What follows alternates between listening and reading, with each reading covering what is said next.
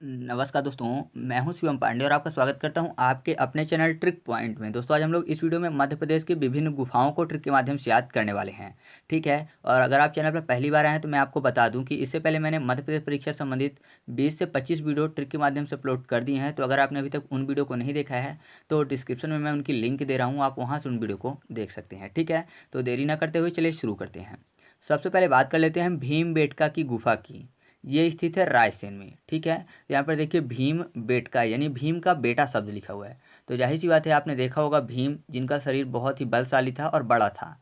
तो अगर भीम का बेटा होगा जैसे घटोत्कच था, तो जाहिर सी बात है वो भी बड़े मतलब कि भीम का था, मतलब उसका जो शरीर था बड़ा था। तो उस हिसाब से वो राशन भी लेगा, है ना, यानी खाना भी उस हिसाब से खाएगा। तो राशन लेगा भीम का बेटा भी बहुत ज़्यादा। तो राशन से रायसेन, तो याद रखिएगा भीम बेटका की गुफा कहाँ स्थित है? रायसेन में। ठीक है। अब हम लोग बात कर लेते हैं लिखी राज गुफा की। ये स्थित है मुरैना में और साथ ही साथ एक है लिखी छाज गुफा, ये भी स्थित है मुरैना में। तो दोनों को याद करना आसान है क्योंकि यहाँ पर देखिए लिखी राज यानी किसी भी व्यक्ति ने लिखे हैं राज। अब किस चीज़ में लिखेंगे? जाहिर सी बात है कॉपी में लिखेंगे, कोई राज है किसी का तो कॉपी में लिखेंगे। या फिर लिखी छाज में भी एक शब्द लिखा हुआ है लिखी छाज यानी छजा के सजा के लिखा हुआ है, कोई भी अच्छा सा डेकोरेट करके। तो जाहिर सी बात है कि किसी व्यक्ति ने अगर राज लिखा है कोई भी, तो उसको वो क्या करेगा, उस पन्ने को मोड़ देगा जिससे कि कोई भी ना पढ़ पाए। तो मोड़ने से मुरैना। दूसरे में छाज लिखा हुआ है शब्द, तो सजा के लिखा हुआ है, डेकोरेट करके लिखा हुआ है, तो जाहिर सी बात है वो पन्ने को मोड़ने नहीं देगा। ठीक है, क्योंकि अगर डेकोरेट किया हुआ है तो खराब हो जाएगा अगर पन्ना मोड़ देगा पूरी तरह से। तो इसमें भी मोड़ना शब्द है, तो मोड़ने से मुरैना। तो याद रखिएगा लिखी राज गुफा और लिखी छाज गुफा दोनों की दोनों मुरैना में स्थित हैं। ठीक है। अब हम लोग बात कर लेते हैं पांडव की गुफा की। जो पांडव की गुफा है वो पचमढ़ी में स्थित है। तो पांडव 5 पांडव थे, ठीक है, और पचमढ़ी में पच शब्द, पच यानी 5, तो सिंपल से याद रखिएगा जो पांडव की गुफा है कहाँ स्थित है? पचमढ़ी में। ठीक है। अब हम लोग बात कर लेते हैं बिलौवा की गुफाओं की। ये स्थित है ग्वालियर में। तो बिलौवा में एक शब्द लिखा हुआ है बिलैया यानी बिल्ली की बात हो रही है। ठीक है, सिंपल सा बिल्ली की बात हो रही है। और आपको पता है बिल्लियों का सबसे पसंदीदा जो भोजन है वो क्या है? दूध दही। ये ज़्यादातर कहाँ मिलते हैं, किसके घर में? तो आप बोलेंगे ग्वालों के घर में। ठीक है, तो ग्वालों के घर में ज़्यादा मिलते हैं। तो जाहिर सी बात है ये बिल्लियाँ भी वहीं रहेंगी। तो बिल्ली से बिलौवा की गुफा और ग्वाला से ग्वालियर। तो बिलौवा की गुफा कहाँ स्थित है दोस्तों? ग्वालियर में। अब हमारे सामने है मारा की गुफाएं। ये स्थित है सिंगरौली में।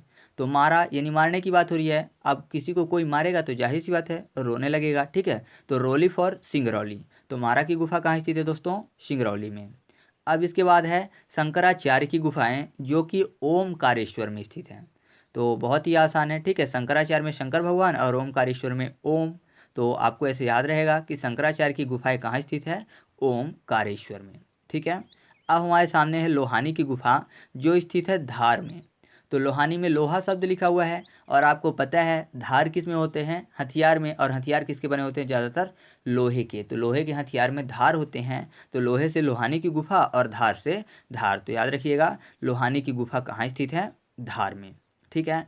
अब बात कर लेते हैं हम लोग उदयगिरी की गुफा की। जो उदयगिरी की गुफा है वो विदिशा में स्थित है। ठीक है, तो उदयगिरी को कर लेते हैं उदयगिरी यानी कोई बंदा उड़ा और गिर गया। तो जाहिर सी बात है एकाएक उड़ा, मान लीजिए कोई एरोप्लेन है एकाएक उड़ा और कहीं गिर गया अचानक से, तो अब उसको दिशा का तो भान होगा नहीं, मतलब उसको पता तो नहीं चलेगा ना कि कौन सी दिशा में अब है, जब तक वो देखेगा नहीं। ठीक है, तो उड़ के गिर गया डायरेक्ट, तो उसको अब दिशा की जानकारी उसको नहीं है। तो दिशा फॉर विदिशा। तो याद रखिएगा उदयगिरी की गुफा कहाँ स्थित है? विदिशा में। अब अगला है बाघ की गुफा। ये स्थित है धार में। तो बाघ मतलब शेर की बात हो रही है। तो जाहिर सी बात है अगर शेर को मारना है, खुद को बचाना है शेर से, तो उसको किसी धारदार हथियार से मारना पड़ेगा जिससे कि अपनी सुरक्षा हो सके। तो याद रखिएगा बाघ की गुफा कहाँ स्थित है? धार में। अब अगला है आदमगढ़ की गुफा। ये स्थित है होशंगाबाद में। तो आदम में एक शब्द लिखा हुआ है आदिमानव टाइप का, आदमगढ़ या फिर आदमी। तो आपको पता है आदिमानव हो या फिर आदमी सब संग में ही रहते थे। पहले भी आदिमानव संग में रहते थे क्योंकि जानवरों से खतरा होता था, तो सब साथ में रहते थे यानी संग में रहते थे। तो संग फॉर होशंगाबाद। तो आदमगढ़ की गुफा कहाँ स्थित है दोस्तों? होशंगाबाद में। अब अगला है मृगेंद्र नाथ की गुफा। ये स्थित है रायसेन में। तो मृगेंद्र नाथ में मिग शब्द लिखा हुआ है, मृग को कर लेते हैं मैगी। ठीक है, मैगी एक प्रकार का भोजन है, खाना है या फिर राशन है। तो याद रखिएगा मृगेंद्र नाथ की गुफा कहाँ स्थित है? राशन में। दूसरा तरीका भी है, मृगेंद्र मतलब क्या होता है? मृगेंद्र मतलब होता है शेर। ठीक है। तो शेर का राशन, जाहिर सी बात है शेर हमेशा अपना राशन ही ढूंढता रहता है, ठीक है, किसी न किसी जानवर को या फिर इंसान को भी पा जाए तो वो भी उसका राशन। तो याद रखिएगा मृगेंद्रनाथ की गुफा रायसेन में स्थित है। अब हम लोग बात कर लेते हैं अगले पॉइंट की। तो अगला पॉइंट हमारे सामने है सिद्धराज गुफा। ये स्थित है टीकमगढ़ में। तो सिद्धराज में एक शब्द लिखा हुआ है सिद्ध, यानी ऐसा समझिए कि कोई भी व्यक्ति है जिसके पास कई सारी सिद्धियां हैं, कई सारी पावर्स हैं। तो जाहिर सी बात है अब उसके सामने कोई भी बंदा नहीं टिक पाएगा। क्यों नहीं टिक पाएगा? क्योंकि उसके पास बहुत सारी सिद्धियां हैं। तो सिद्धि से आपको याद आ जाएगा सिद्धराज की गुफा, और कोई भी नहीं टिक पाएगा तो टिकने से टीकमगढ़। तो सिद्धराज की गुफा कहाँ स्थित है दोस्तों? टीकमगढ़ में, ठीक है। अब हमारे सामने जो अगला पॉइंट है वह है भर्तहरि की गुफा। ये स्थित है उज्जैन में, और साथ ही साथ एक गुफा है कलियादेह की गुफा, ये भी उज्जैन में स्थित है। तो उज्जैन आपको पता है महाकाल नगरी, यानी जो भगवान शिव की मूर्ति है महाकालेश्वर, ठीक है, वहाँ पर है। तो वहाँ पर क्या होता है कि डेली की डेली भस्म आरती चढ़ती है, मतलब मुर्दों से जो भस्म निकलता है तो उन्हीं की राख उनके ऊपर डेली की डेली ताज़ी राख चढ़ती है। तो आपने देखा होगा जो भरथरी बने होते हैं वो भी पूरी तरह से अपने शरीर में क्या करते हैं, भस्म लगा के रखते हैं। और कलिया देह हो जाता है, क्यों? क्योंकि भस्म लगा के रखते हैं। तो जाहिर सी बात है राख लगाएंगे तो देह कैसा हो जाएगा, काला हो जाएगा। तो आप ऐसे याद रखिएगा कि भर्तहरि की गुफा और कलिया देह की गुफा कहाँ स्थित है? उज्जैन में, ठीक है। अब हम लोग बात कर लेते हैं अगले पॉइंट की। तो वह है सारो मारो की गुफा। ये स्थित है सीहोर में। तो सिंपल सा सारो में अगर सा के बाद हा शब्द कर दें तो क्या हो जाएगा? सहारो। तो सहारो से सीहोर याद आ जाएगा। तो याद रखिएगा सीहोर में कौन सा गुफा स्थित है? सारो मारो की गुफा, ठीक है। अब अगला है काजल रानी की गुफा, जो स्थित है खंडवा में। तो यहाँ पर देखिए काजल में का के बाद शब्द क्या लिखा हुआ है? जल, यानी जल यानी पानी की बात हो रही है। और आपको पता है जो पानी होता है भूमिगत प्राप्त होता है, यानी नीचे से प्राप्त होता है। आपने देखा होगा कि लोग कुएं खुदवाते हैं, तालाब खुदवाते हैं जल के लिए, ठीक है। तो खनना पड़ता है मिट्टी को जल प्राप्त करने के लिए। तो खनने से खंडवा और जल से काजल रानी की गुफाएं। तो याद रखिएगा काजल रानी की गुफाएं कहाँ स्थित हैं? खंडवा में। साथ ही साथ सत मातृका की गुफा जो है वो भी खंडवा में स्थित है। तो मातृका यहाँ पर शब्द लिखा हुआ है, आपने मातृका पूजन सुना होगा, ठीक है। तो वो भी मिट्टी से ही रिलेटेड होता है। तो आपको ऐसे याद आ जाएगा कि मिट्टी को खनना पड़ता है मातृका पूजन में भी। जब विवाह कार्य होता है या फिर जनेऊ संस्कार होता है तब मातृका पूजन होता है। तो आप ऐसे सिंपल से याद रखिएगा मिट्टी को खनना पड़ता है, तो खनने से खंडवा। तो याद आ जाएगा आपको कि सत मातृका की गुफा भी खंडवा में स्थित है, ठीक है। अब बात कर लेते हैं पार्वती की गुफा की। ये स्थित है रायसेन में। तो पार्वती माता आपको पता है उनके पुत्र गणेश और कार्तिकेय थे। तो गणेश भगवान जो थे वो ज़्यादा राशन लेते थे, है ना, लड्डू उनको बहुत ज़्यादा चाहिए होता था। तो गणेश भगवान ज़्यादा राशन लेते थे जो कि पार्वती माता बनाती थी। तो ऐसे आप याद रखिएगा कि पार्वती की गुफा कहाँ स्थित है? रायसेन में। अब बात कर लेते हैं अगले पॉइंट की। तो वह है हमारे सामने लिखी दांत गुफा, जो स्थित है चंदेरी में। तो यहाँ पर देखिए चंदेरी में चांदी शब्द लिखा हुआ है और लिखी दांत में एक शब्द लिखा हुआ है दांत। तो आपको पता है जो दांत होते हैं अगर वो खराब हो जाए तो किसका अमलगम डाला जाता है दांत में? चांदी का, है ना, चांदी का अमलगम दांत में भरा जाता है। तो आप ऐसे याद रखिएगा चांदी से चंदेरी। तो लिखी दांत की गुफा कहाँ स्थित है? चंदेरी में, ठीक है। अब हम लोग बात कर लेते हैं धमनार की गुफा की। तो जो धमनार की गुफाएं हैं वह स्थित है मंदसौर में। तो यहाँ पर धम को कर लेते हैं धीम, यानी धीमे की बात, और मंद भी धीमा ही होता है। तो आप ऐसे सिंपल से याद रखिएगा कि धमनार की गुफा कहाँ स्थित है? मंदसौर में, ठीक है। अब बात कर लेते हैं सात कोठरी की गुफाएं। ये स्थित है धार में। तो धार को घार कर लेते हैं यानी घर, और कोठरी की बात हो रही है सिंपल सा। तो आपको पता है सात सात कोठरियाँ कहाँ हैं? घर में। तो सात कोठरियों की गुफाएं कहाँ स्थित है? धार में। अब हमारे सामने जो अगला पॉइंट है वह है झिंझरी की गुफा। तो झिंझरी की गुफा कटनी में स्थित है, आपको पता है, क्योंकि मैंने शैलाश्रय और शैल चित्र वाले वीडियो में आपको याद करवाया था। और मैंने आपको बोला भी था कि ये जो गुफाएं हैं या फिर शैलाश्रय और शैल चित्र हैं ये आपके गुफा वाले टॉपिक को भी कवर करेंगे, ठीक है। तो सिंपल से अगर आपने उस वीडियो को देखा है तो जाहिर सी बात है आपको याद है, और नहीं देखा है तो आप उस वीडियो को देख लीजिएगा क्योंकि इसकी ट्रिक आपको वहाँ भी मिल जाएगी। तो बार बार ट्रिक बताने से मतलब नहीं निकलने वाला। तो बात कर लेते हैं रॉक शेल्टर के गुफाओं की। ये स्थित है सागर में। तो यहाँ पर शेल्टर को साल्टर यानी साल्ट कर लेते हैं, नमक, ठीक है। और नमक किसके पानी में पाया जाता है? तो आप बोलेंगे सागर या समुद्र के पानी में, ठीक है। तो सिंपल से याद रखिएगा रॉक शेल्टर की गुफा कहाँ स्थित है? सागर में। अब अगला है खंडगिरी की गुफाएं। ये स्थित है विदिशा में। तो इससे पहले एक आया था उदयगिरी की गुफा। तो मैंने आपको बताया था कि उड़ के गिर गया तो दिशा का ज्ञान नहीं है कि अब किधर गिर गया। तो उसी तरह से यहाँ भी गिरेगा तो बंदे को दिशा की जानकारी नहीं होगी, ठीक है। तो सिंपल से याद रखिएगा खंडगिरी की गुफा भी विदिशा में स्थित है।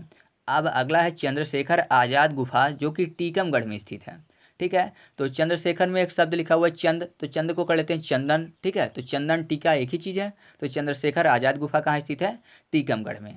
अब अगला है अंबा माई की गुफा, जो कि स्थित है बैतूल में।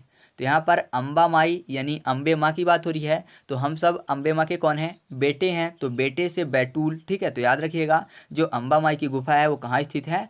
बैतूल में स्थित है, ठीक है। और साथ ही साथ एक है मोपाली छोटा महादेव गुफा, ये भी बैतूल में स्थित है। तो यहाँ पर देखिए मोपाली में शब्द लिखा हुआ है माँ पाली, माँ ने पाला, और छोटा शब्द लिखा हुआ है।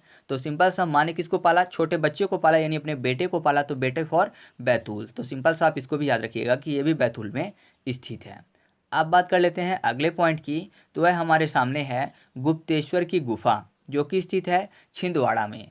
तो गुप्तेश्वर है, ठीक है, यानी कोई भी बात क्या है? गुप्त है। तो बोलते हैं ना बात गुप्त ही रहनी चाहिए, किसी के कानों तक नहीं पहुंचनी चाहिए, मतलब किसी के कानों के छिद्र तक नहीं पहुंचनी चाहिए, बात गुप्त ही रहनी चाहिए। तो गुप्त से आपको याद आ जाएगा गुप्तेश्वर की गुफा, और कान के छिद्र फॉर छिंदवाड़ा, ठीक है।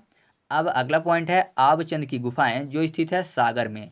तो आब मतलब क्या होता है? अगर आपको नहीं पता गूगल कर लीजिएगा। आब का मतलब होता है पानी, ठीक है। पंजाब मतलब 5 प्लस आब, 5 नदियों का भूमि। तो सिंपल सा उसी तरह आब का मतलब पानी होता है, और पानी सागर में सबसे ज़्यादा होता है। तो सागर से आपको याद आ जाएगा कि आबचंद की गुफा सागर में स्थित है।